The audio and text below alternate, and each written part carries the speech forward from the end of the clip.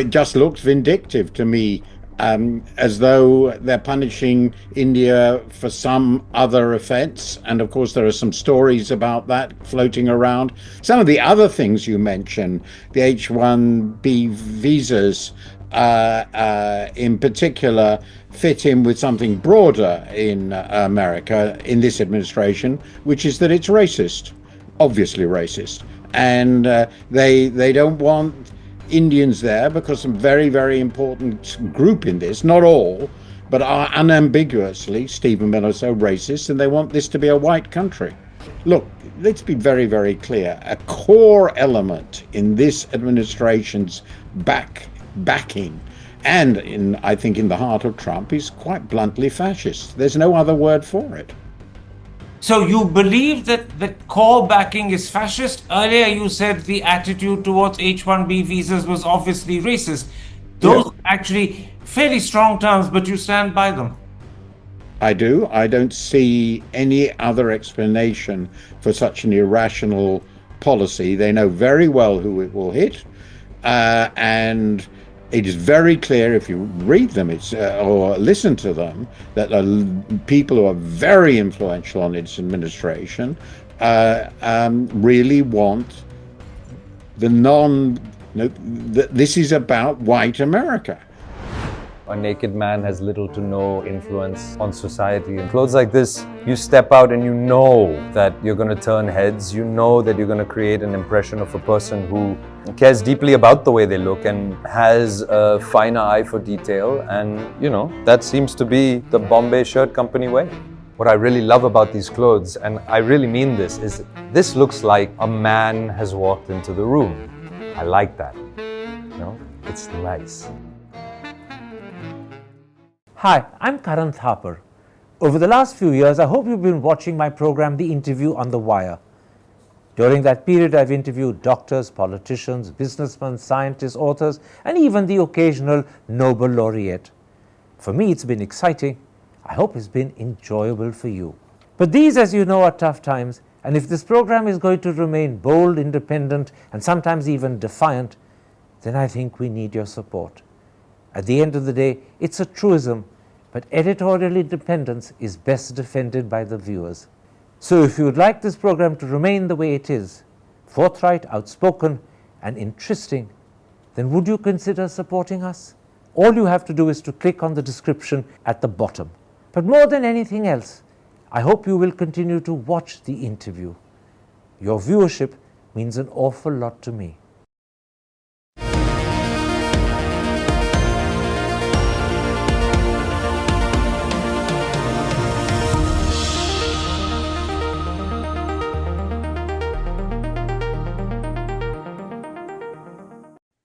Hello and welcome to a special interview for The Wire.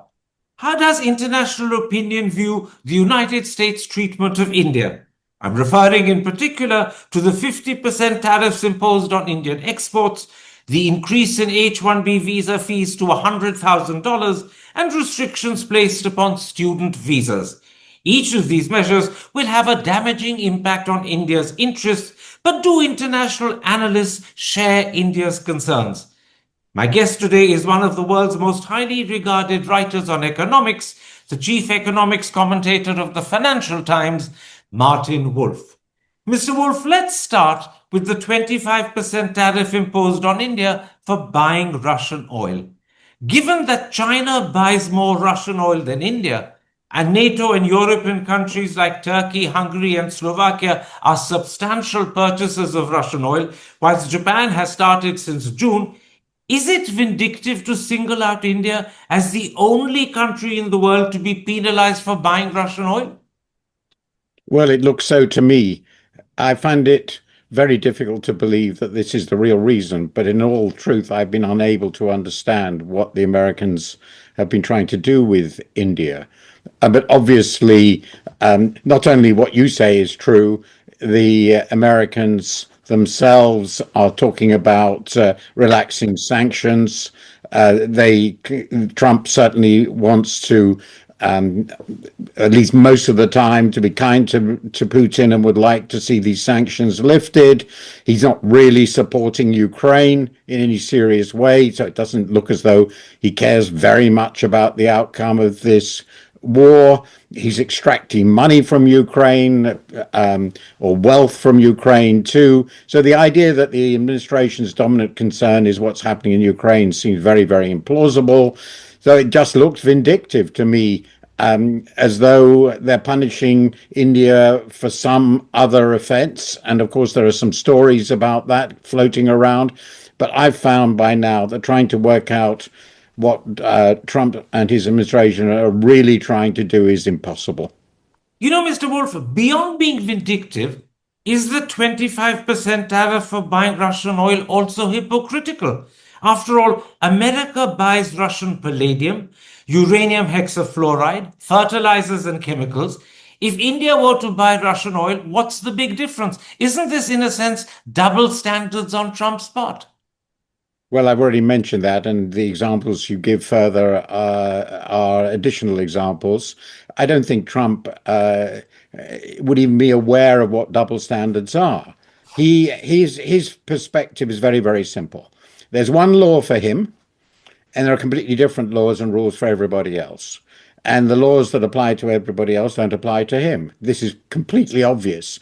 This shows in so many aspects of his life and his way of behavior that one can't even apply the word hypocritical. He's not even aware of the conflict because he thinks that he is completely different and much more special than anybody else. So, of course, the rules that apply to other people can't possibly apply to him. You said that you suspect that the real reason why these tariffs are being imposed on India is not because of the purchase of Russian oil, but something else. What do you suspect that something else is likely to be? Well, the only story I've heard that makes any sense to me from my knowledge of Trump's character is that he thinks he's solved the recent conflict between Pakistan and India. It was all him. And Mr. Modi has not expressed suitable gratitude and admiration to him for that, rather the opposite. And he finds that unforgivable because he feels that he should get credit for everything. So this is the wrath of a man scorned. Well, it's the only hypothesis about that I have heard that seems to me to make sense in terms of the character of the man and what he cares about. He cares a lot about other people's adulation. That's absolutely clear. He wants to be regarded as the special person. And this story would suggest that Mr. Modi didn't give him the adulation and admiration he expected. And that seems to me at least consistent with what I've seen of his character. Do I have any evidence for this? No. I mean, really and truly, I don't know. But it's the only story that makes any sense to me. Some of the other things you mentioned, the H-1B visas, in particular, fit in with something broader in America, in this administration, which is that it's racist, obviously racist. And they don't want Indians there because some very, very important group in this, not all, but are unambiguously, Stephen Miller, so racist, and they want this to be a white country. I'll come to H-1B visas in a moment's time, but permit me to ask you one more question about the tariffs. Vice President J.D. Vance attempted to explain it in economic terms. He said the 25% tariff had been imposed on India as, and I'm quoting him, aggressive economic leverage on Russia to stop the Ukraine war. It clearly hasn't worked so far, but how do you assess this sort of economic logic?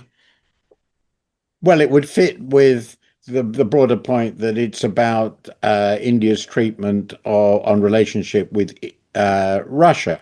There's no doubt that has been an issue in the West, though nobody has wanted to do anything about it because India is an important country and we have other issues that matter more to us, say in Europe, on this in relationship to India.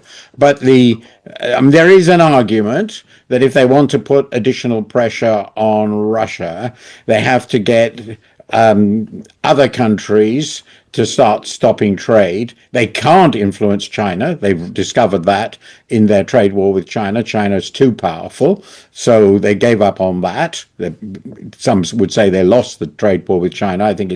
I would say it's from their point of view evens, but they probably felt it's plausible. They felt, well, maybe we can bully India more successfully. And that would be consistent with what J.D. Vance is saying. So if there was a rational reason for this, and this would be consistent with what Peter Navarro wrote in the FT and has been saying, then that will be it. They hoped that by putting pressure on India, even if it's hypocritical, unjust, unreasonable, India would feel forced to change its policy, and that would make a difference to Russia.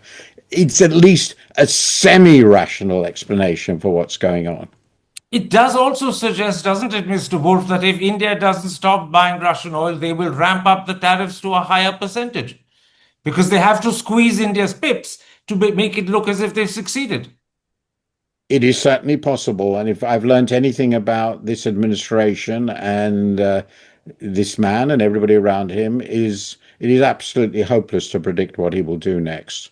So what you described could be what he does next, and it could be something quite different. He could perhaps decide, well, actually, I really rather like India, and I don't want India to be driven into the arms of China, and Modi is really my friend, and I'm going to cut the tariffs.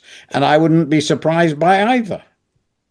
Let's come to the second big measure the Trump administration has taken that hits India directly. You mentioned it a moment ago, the increase in the H-1B visa fee to $100,000.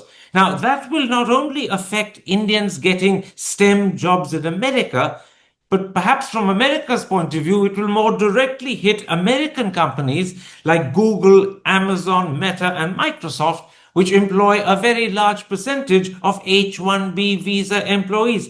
Could this measure boomerang on Trump? Well, I think it could certainly boomerang on America. In fact, I'm sure it will. There's no doubt about that, I think. The point is that you have to separate out the Trump administration into his own inclinations, which, apart from the desire to be a dictator, vary from time to time and are complex and messy, with the people who surround him, who influence him.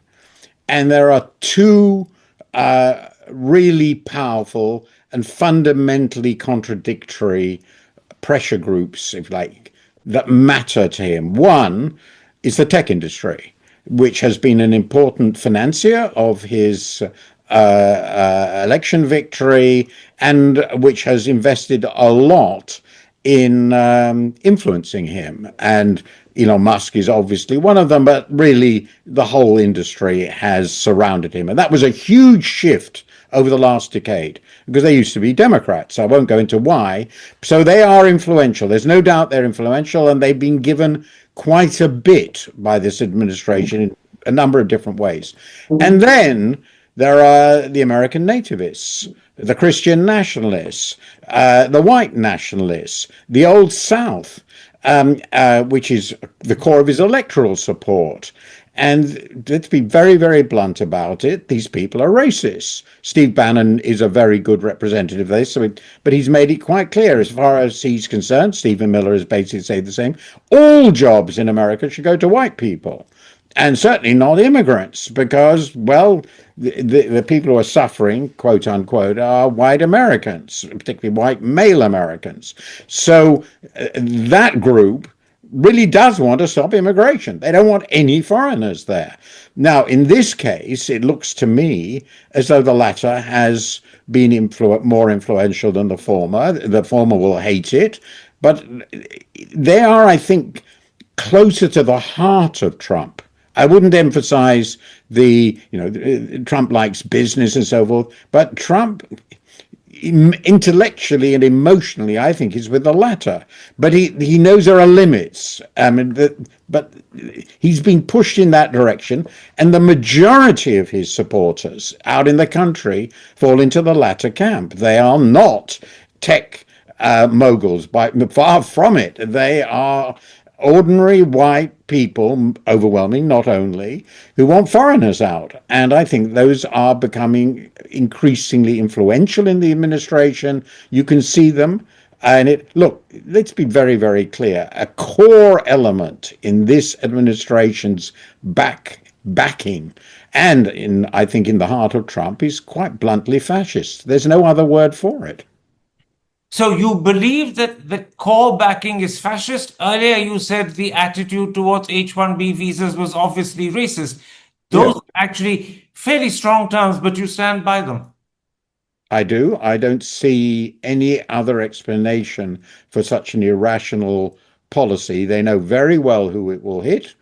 And it is very clear if you read them or listen to them that people who are very influential on its administration really want the non. This is about white America, and this seems to me quite consistent with that. And if you listen to a lot of Trump's rhetoric about immigrants more broadly, that fits very well, and it goes back a long, long way. So I can't see an economic rationale for this policy. It's obviously harmful to America. So the only rationale I can see is that they want to stop immigrants who come from basically Asia. Let me quote what Michael Moritz, a substantial Silicon Valley investor, wrote in your paper, The Financial Times, last week. He said, the large tech companies hire foreign nationals because they possess particular skills.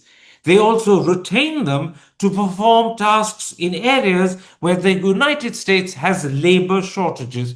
But by impeding such hiring of foreign nationals, won't Trump force many companies to either offshore their activities or set up in countries where foreign hiring is easier? And either of those will not be to America's benefit. That's all obviously true. And Michael's a sensible man, and I don't at all disagree. But if you look at what the administration has done, I mean, I've written about this myself. It has been attacking pretty consistently the things that have made America great and powerful and successful. And this is another extremely important example. So the way you can think about it is they talk about America first, but their conception of America is as a sort of white fortress. Their conception. And I'm not saying that's true of the business people who supported them, or the tech people, but they're very wealthy and influential, but they're a tiny number. The big numbers, the voters, the supporters, are in a very different camp. And think about another example: the attack on American science. The slashing of science budgets, the attack on American universities. These are two absolutely core strengths of the American economy. The attack on the rule of law, even more so. So it is clear to me that they are undertaking a revolutionary program, and part of the revolutionary program is to attack the obvious foundations of American power and success. And there are examples of this in history. I don't want to go into them, but they're pretty well known. And I think at the moment, at least, the people with that nativist view, Stephen Miller, like Bannon, are very influential. There are a lot of them in the administration, probably number far more than the opposite camp, the free marketeers, who are really represented by Scott Bessent alone, as far as I can see. So the administration is sort of showing its true self. Let me then at this point briefly bring up the third direct hit to what I call India's interests. The third measure is the United States Homeland Security Secretary's announcement that she will restrict student visas to just 4 years. Now, Indians are the single biggest cohort of foreign students in America. This will put many off studying in America. Should America worry if this means that future Satya Nadellas of Microsoft or future Sundar Pichais of Google end up going to Germany, Britain, Ireland, but not America? Should this worry them? Yes, of course it should. But as I said, people like her, I think, and many others in the administration don't care about this. They have an idea of, uh, I think we should forget the idea that this is the America that we have known. This is not the America we've known. It's a different country. We're assuming that it is still a rational, liberal, wealth maximizing, power maximizing country. It's something else.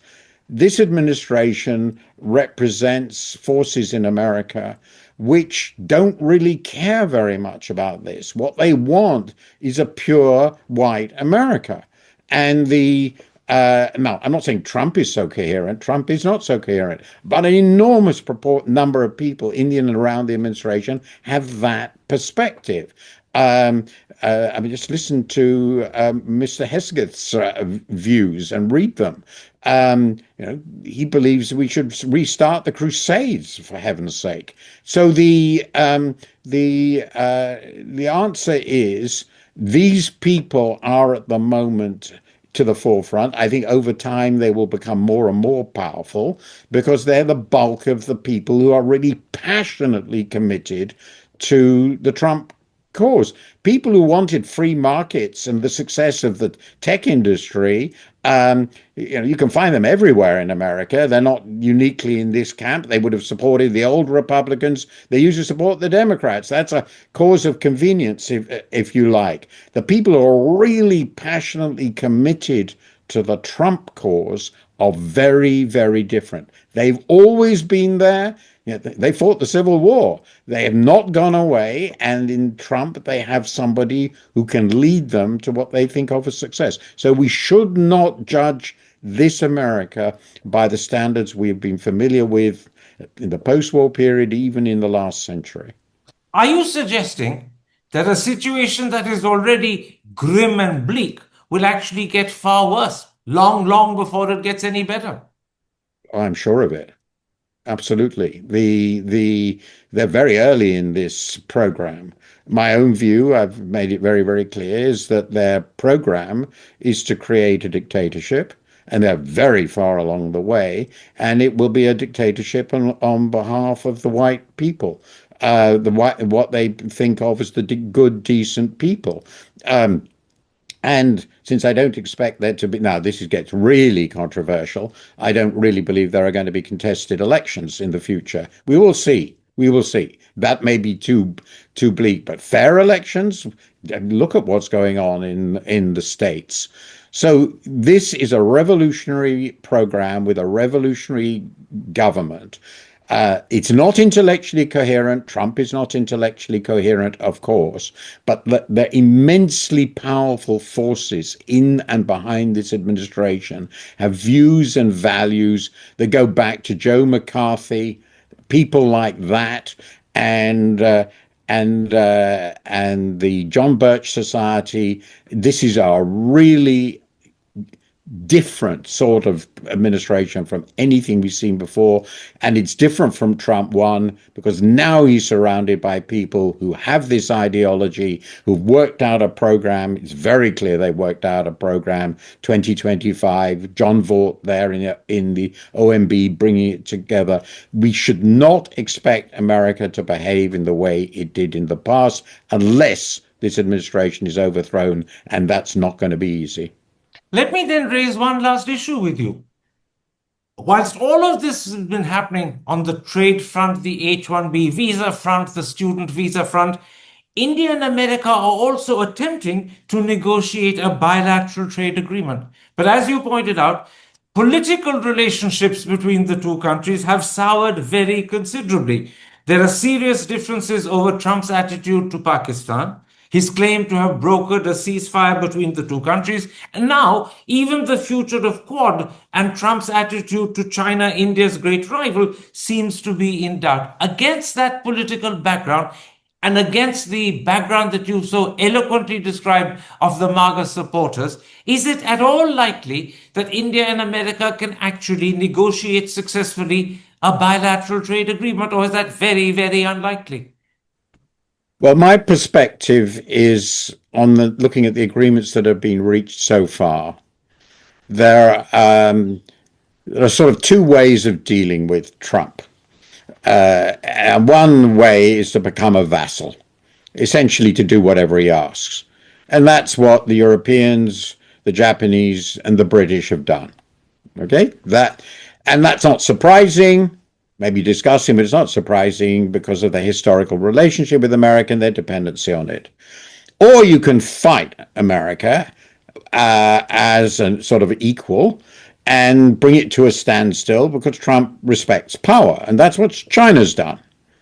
And there's sort of a choice here.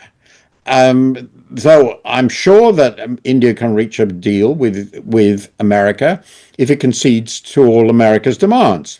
No doubt about it. If, however, India wants to be a sovereign independent nation, as it obviously does, with its own terms, it is highly possible that there will be no deal because the Americans won't feel it's important enough.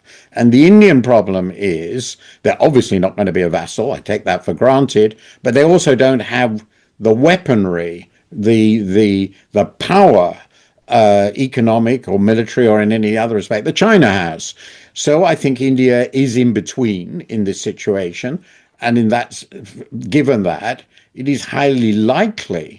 I'm not an expert, I'm not in there, but it seems to me, looking at it from outside, highly likely that they will not reach a deal that India can live with and that Trump will accept. So there will be no deal. That seems to me possible. You can see the same breakdown has occurred for different reasons, but with another very important emerging economy, not as important as India, which is Brazil. And that's over a different issue, even more grotesque than the issue with India. So I think many significant emerging economies are going to find it very difficult to reach a deal because they don't have the power to bully America and they don't have the desire to be a vassal. And that is sort of a tragic situation, but that in the moment is how it looks to me. Mr. Wolf, I thank you for the time you've given me, in particular for your analysis of the standoff between India and the United States. I'm deeply grateful. Take care. Stay safe. Thank you. Hi, I'm Karan Thapar. Over the last few years, I hope you've been watching my program, The Interview on the Wire. During that period, I've interviewed doctors, politicians, businessmen, scientists, authors, and even the occasional Nobel laureate. For me, it's been exciting. I hope it's been enjoyable for you. But these, as you know, are tough times, and if this program is going to remain bold, independent, and sometimes even defiant, then I think we need your support. At the end of the day, it's a truism, but editorial independence is best defended by the viewers. So if you would like this program to remain the way it is, forthright, outspoken, and interesting, then would you consider supporting us? All you have to do is to click on the description at the bottom.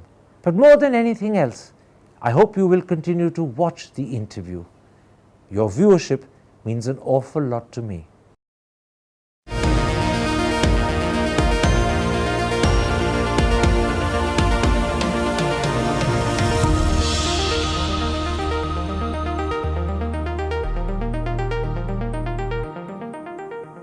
A naked man has little to no influence on society. In clothes like this, you step out and you know that you're going to turn heads. You know that you're going to create an impression of a person who cares deeply about the way they look and has a finer eye for detail. And, that seems to be the Bombay Shirt Company way.